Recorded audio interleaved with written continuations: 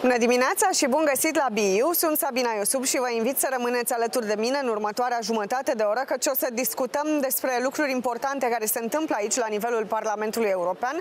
Invitatul meu este vicepreședinte al Parlamentului European, Nicu Stefănuţă. Mulțumesc foarte mult pentru prezență. Mulțumesc! Sunt foarte multe evoluții în recenta perioadă. Ne uităm în mod special la ceea ce afectează tinerii, o zonă pe care te concentrezi. Analiza asupra TikTok, de exemplu, mi se pare extrem de importantă. Cum au evoluat lucrurile? Pentru tineri e important acel safe space. Ce înseamnă un safe space? Este să te simți în regulă în mediul în care ești. Dacă e fizic sau pe internet. Adică nu cu înjurături, nu cu fie țărâna ușoară, nu cu îmbrânceli. Și bullying, poze, știți, tinerii noștri își mai trimit unii altora poze. Ei bine, acestea sunt conținut personal. Nu poți să folosești poza iubitului, să-l dai pe net. Deci toate astea au niște reguli, pentru că acum suntem într-o lume digitală și trebuie reglementată și aici. La Uniunea Europeană este principiul ăsta. Ce e ilegal pe stradă trebuie să fie ilegal și în online. La dumneavoastră, la emisiune, nu pot să mă apuc să zic 10 minciuni, 7 înjurături, pentru că veți avea probleme cu CNA-ul. La fel trebuie să fie și pe net. Există în acest moment la nivelul Parlamentului European mai multe structuri înființate pentru diferite zone. De exemplu, apreciez faptul că în mandatul precedent Parlamentul European a fost primul care a zis e momentul să discutăm despre inteligența artificială și despre cum funcționează ea și să vedem unde pot fi puse regulile și au venit chiar americanii să vă cheme pe dumneavoastră europarlamentarii. Pe mine și pe Dragoș Tudorache, exact, care se ocupa de dosarul ăsta. Exact, ziceam pe dumneavoastră europarlamentarii pentru a explica lucrurile acestea, să înțeleagă și ei ce au de făcut. Acum ne uităm la ceea ce înseamnă protejarea democrației, acel scut al democrației. Cumva Uniunea Europeană e întotdeauna cu un pas înainte, dar pare că mai vine apoi un val și ne trântește. Păi este o problemă de fond. Uniunea Europeană nu e suficient de unită la nivel de tratate, nu știu cum să zic, adică Uniunea Europeană e fix atât de unită încât îi permit statele ei membre. Știți că puterile astea pe care le avem vin din permisiunea pe care ne-o dau statele membre printr-o conferință și prin tratat. Și eu consider că acum este exact acum, dacă nu în ceasul al 12-lea, este timpul să avem un tratat și mai solid, așa încât Uniunea Europeană să poate să ia niște măsuri. De exemplu, pe apărare, pe militar. Noi nu știm unii de alții. Dacă plimbăm un tank de la Constanța până la Riga, păi trecem prin o grămadă de state membre, avem o grămadă de hârțogărie, de birocrație. Cum putem să ne apărăm cu adevărat ca o Europă, dacă, Doamne ferește, va fi cazul? Deci eu cred că trebuie să ne gândim un pic mai mult la acele State Unite ale Europei, scuze că folosesc această analogie, dar este momentul totuși. Adică ce înseamnă asta concret? Pentru cei care ne privesc, adică ce înseamnă asta? Să pui mai multe puteri la comun, de exemplu, și din cele de natură politică, de natură de apărare. Armata europeană sună așa ca și când am luat cu arcanul din fiecare țară, dar nu așa se întâmplă. Armatele profesioniste sunt profesioniste, cu profesioniști. Și unde te mai pui că în lumea de astăzi se luptă cu drone, cu aparatură. Dar ideea unei federalizări, unei nații europene mai unite ar fi bună în momentul ăsta, pentru că am negociat cu ceilalți din extern mai serioși, nu? Și cu aliații noștri, nu? Din Statele Unite, uneori nu știi în ce direcție merge țara, mai au încredere, mai vor să coopereze cu noi sau vor să ne spargă în 27 ca să negocieze cu fiecare separat. Și atunci România ar fi într-o poziție mult mai slabă pe piețele financiare. Dacă România e lăsată singură, cum vor mulți suveraniști, cum le zice în țară, dacă România e suverană, păi ratingul ei de țară scade la triplu C și la orice împrumut, ca pe vremea lui Ceaușescu, la orice împrumut ne costă mult mai mult. Noi acum avem ratingul Germaniei la împrumuturi externe. Sunt o grămadă de consecințe. 80% din comerțul pe care noi îl facem cu Uniunea Europeană, peste 80%, cu Germania, cu Franța. Ăștia sunt cei care ne vând produse și cărora le vindem produse. Cu ăștia facem. Nu facem comerț cu Belarus și cu Rusia, adică hai să fim serioși, aici suntem. Și nu mai zic că și cultural de spațiul ăsta aparținem. eu aici vreau să rămân, aici mă simt cel mai bine și cred că și românii se simt cel mai bine. Au și arătat sondajele. În Europa vor să rămână românii. Sunteți vicepreședinte al Parlamentului European. Care sunt prioritățile pentru perioada ce vine? Pentru că sunt foarte multe schimbări, le vedem în fiecare zi. Credeți-mă că și pe mine mă doare capul de câte schimbări. Știți, cum zic chinezii, nu? Ai grijă ce-ți dorești, că s-ar putea să ți se întâmple. Mi-am dorit acest mandat și pentru că am știut că va fi un mandat greu. Mandatul trecut am crezut că a fost greu, cu pandemie, cu criză energetică, cu război în Ucraina, cu inflație. Acum Dumnezeu ne dă și mai greu, dar știți, se zice în Ardeal, nu fi cumva să nu fie, n-a fost nici când să nu fie cumva. Adică trebuie numai să găsim oameni pentru momentul în care ne găsim, să îl citim corect și să ne pregătim de ce mai rău. Apropo de cei mai rău, care vi se pare cel mai mare pericol pentru perioada următoare? Odată fractura internă la noi. Fractura internă, adică dacă românii... La noi în țară sau la noi în Uniunea Europeană? În țară, mi se pare o mare problemă. Diviziunea între generații, între fiecare stă pe TikTok-ul lui, fiecare vede lumea cu ochelarii lui, știți? Parcă altă lume, proverbul ăla cu... acum o să... fiecare rom o să zic, dar așa era pe vremuri, se zicea fiecare țigan, după iapa lui ghicește. Păi așa stăm acum. Fiecare ghicește după iapa lui. Iapa lui însemnând TikTok-ul lui, ceea ce urmărește online. Oamenii după care se inspiră. Și asta după mine e o problemă. Trebuie să unificăm din nou România, că nimeni nu cred că își dorește răul ei, între generații, între oameni, să explicăm, domnule, de ce avem democrație, la ce bună. Democrația nici nu e starea naturală a oamenilor. Lor le place, nu știu, cineva care să le știe pe toate, un autocrat, un dictator, care să aibă răspuns, domnule, la tot. Am văzut în experiența istoriei noastre că nu e bine să ai un dictator. E bine să ai o presă liberă care îl critică. E bine să ai societate civilă care zice, care face demonstrații. Asta e democrația. E grea ca naiba, dar vorba lui Churchill este cel mai bun dintre relele pe care le-am avut până acum. Care pot fi oportunitățile la nivelul Uniunii Europene, având în vedere toate aceste schimbări? Pentru că în vremuri grele trebuie să te uiți și la care poate fi drumul câștigător. Din orice criză se naște oportunitate și trebuie să privim un pic lucrurile așa. Poate criza asta de acum, a securității, înseamnă că a venit timpul ca Europa să fie mai unită. Nu contrariul ei. Și mai unită pe bune, adică nu când vine o problemă reală, toată lumea și jucăriile pleacă acasă și ridică gardul, pentru că atunci ne-am distrus și economic și vom deveni sclavi, știți? Dacă ne separăm cei 27, fiecare își va alege șeful și vom deveni sclavii cuiva, în parte. Și eu cred că asta nu este ceva de dorit. Continentul ăsta are încă de zis. Am devenit, cred eu, am rămas un far al libertății în lume. Pentru că în continentul ăsta încă se respectă persoana umană, drepturile ei, se respectă mediul și asta e o chestie de care trebuie să fim mândri. De ce nu? Mie nu-mi place să stau într-un oraș, eu nu vreau să stau în Shanghai.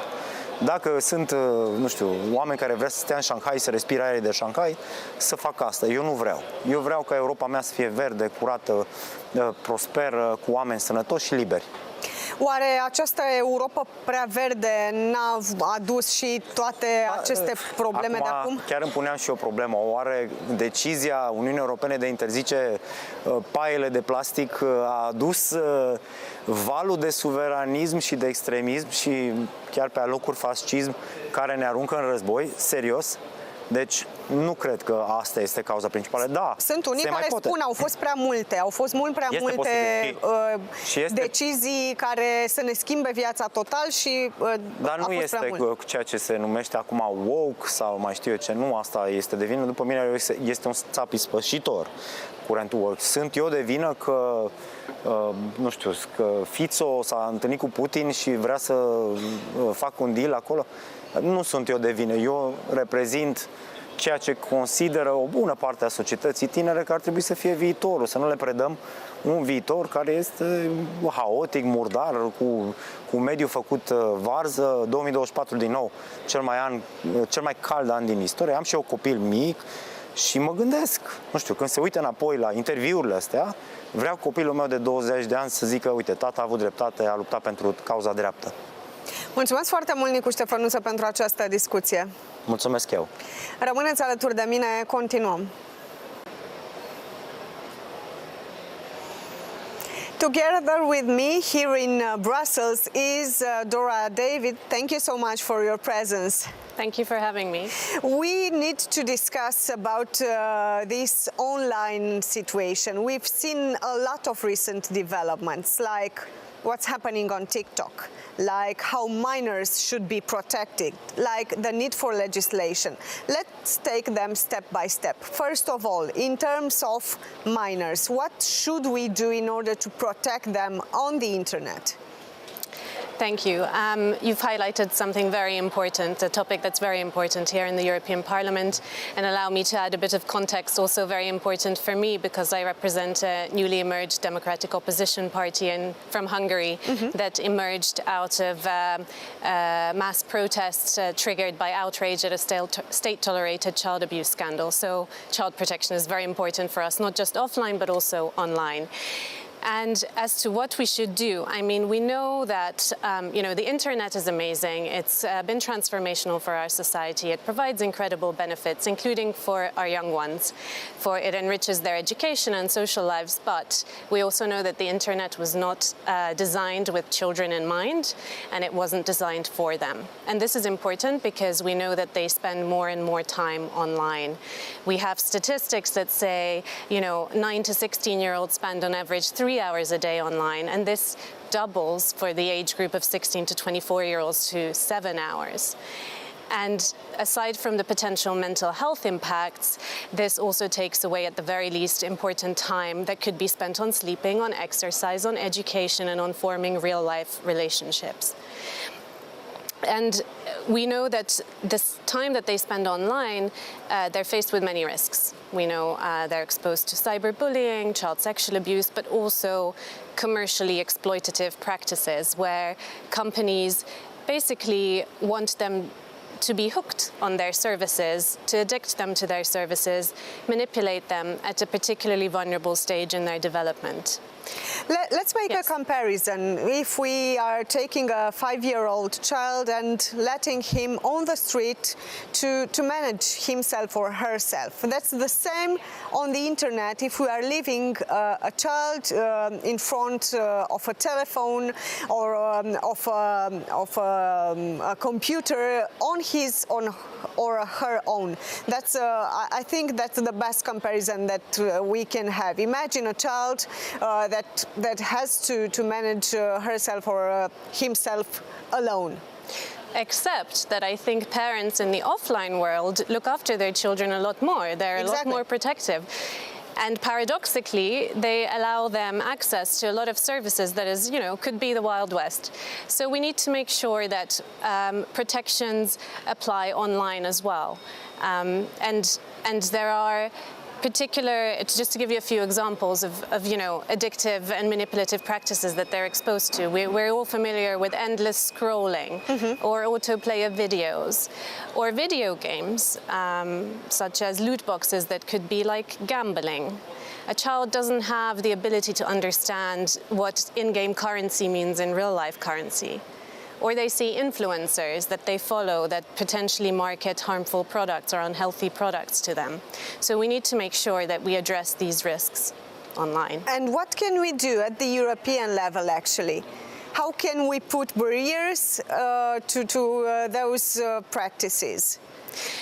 Well, so at the European Parliament, we're going to have a so-called own initiative report, which essentially means that we will develop the Parliament's position in this area with a view to influencing any future legislative proposal that the European Commission might put forward in this area. And we're essentially at the problem mapping stage, identifying the risks and potential solutions. We have to look also from our member states. In Hungary, do you have enough legislation in the online section, for example? Yes, I mean, there's a lot of legislation coming from the EU, the Digital Services Act that applies in all member states. But is it applied in your country? In my country, it's so and so, let's say. Yes, we're trying, and I think it's also a new piece of legislation, right? So we need to see how it's enforced in practice.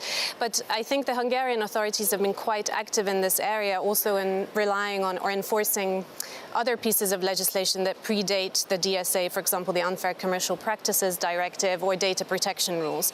So, for example, there have been a lot of enforcement cases against TikTok in various different jurisdictions, also including in Hungary. So I think the authorities are doing their job, but there are potentially gaps in legislation that we need to identify and plug. If you mention TikTok, we've seen a lot of situations regarding kids. For example, in my country, we've seen a lot of accidents due to some ideas on TikTok. Unfortunately, kids going to the hospital. Unfortunately, we've seen the most terrible situation, kids dying trying to do something that was on TikTok. How can we stop influences like this? I think we need to enforce the legislation that we already have. So with the Digital Services Act, the European Commission is currently investigating TikTok as well as Meta. But mostly on another component that was interference in the elections. That was the Romanian case. It's a combined, actually, yeah. Yes, you're right, but they're also looking at child protection. Exactly. And it's important that these very large online platforms manage the risks that their services pose, the so-called systemic risks, and mitigate them appropriately. And one of the questions is also age verification. You know, technically only 13-plus-year-olds should be able to access these services, but in practice we have statistics from the US that suggest that 30% of 5 to 7-year-olds are on TikTok. I mean, how is that possible? If it's not supposed to be accessed under 13? The answer is actually simple. Maybe the parents gave the kids the phone or the tablet. Partly, I think it's a collective responsibility that you know, that we should protect minors. Yes, there's parental responsibility. There are parental controls that companies make available. There should be better literacy and education around these components. But companies also need to take their share and responsibility. And I think there is a fundamental tension between sometimes the business model, right, where the business model is to keep users engaged for as long as possible online, whereas, you know, we should ensure age-appropriate design at the very least, but also make sure that the design is in the best interest of the child, and where that conflicts with the commercial interest, the child's interest should prevail. So it is a collective effort between companies, parents, policyholders and regulators. What is your expectation regarding the work of the European Commission, the investigation on TikTok? What are you hoping for in the end? Well, first of all, I'm hoping for a fast action because we know that technology is a fast-moving space. And we're hoping for impact because we've seen a lot of, you know, statements around measures that these companies take, but the problems that we see on the ground are ongoing. So the proof will be in the pudding whether the DSA is actually adequate to manage these risks. But just to give you an example, there is a silver lining because the European Commission in the TikTok investigation already achieved some results, because I don't know whether you're familiar with this service called TikTok Lite that TikTok wanted to launch in the EU. I think they actually launched it provisionally in France and Spain last year, and it would have rewarded people for spending more and more time online. So there was a big concern that this is very addictive.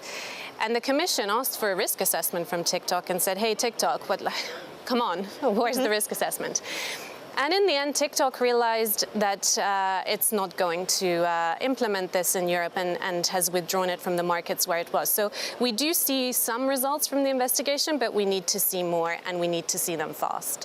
What in terms of artificial intelligence? Everything is moving extremely fast. We've seen that the European Parliament in the last mandate was the first one discussing the situation of artificial intelligence, how we should put some legislation in this area, but as you said, everything is going like this in the online area. Yes, you're right. The European Parliament passed the AI Act in the last mandate. I think now is the time for implementation and enforcement and making sure companies can implement and comply with the requirements of the Act. And there is some more work to do here. The European Commission is fleshing out implementing or secondary legislation to make the provisions clearer so that companies can comply. They recently released the guidelines on prohibited practices. So just to take a step back, the AI Act seeks to provide a risk-based framework to make sure that there's ethical AI innovation and that those AI models that pose unacceptable risk are prohibited outright. This would be social scoring or indiscriminate biometric facial recognition on the streets. We don't want a Chinese surveillance state in Europe. And then there are high-risk models, lower risk models and minimal risk models, and the regulatory requirements vary depending on the risk level. So at the moment we need to make sure companies are able to adapt and implement so that it is a workable and safe framework. I think this was a very good discussion, and I hope that we will meet again to see how things are evolving. Thank you so much for having me. Thank you for being with us. Vouă celor de acasă vă spun să rămâneți pe Antena 3 CNN. Nu uitați că ne revedem și sâmbătă viitoare la 9:30. Cu bine și sănătoși să fim!